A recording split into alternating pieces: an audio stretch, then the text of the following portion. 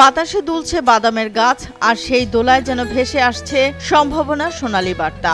বাদাম ফসলে অনেক লাভজনক ফসল। বাগেরহাটের শরণখোলায় এক সময়ের অনুৎপাদনশীল জমি এখন সবুজে মোড়ানো বাদামের ক্ষেত, আর এই রূপান্তরের নায়ক সাউথখালী ইউনিয়নের কৃষক মোহাম্মদ নাসির মুন্সি। আমি 7 কাঠা প্রদর্শনীয় বাদাম পেয়েছি। উপজেলা কৃষি অফিসের সহায়তায় তিনি 7 বিঘা জমিতে চাষ করেছেন বাড়ি চীনাবাদাম 6। ফলন দেখে অভিভূত নাসির বলেন, আগামীতেও বড় পরিসরে বাদাম চাষ করতে চাই।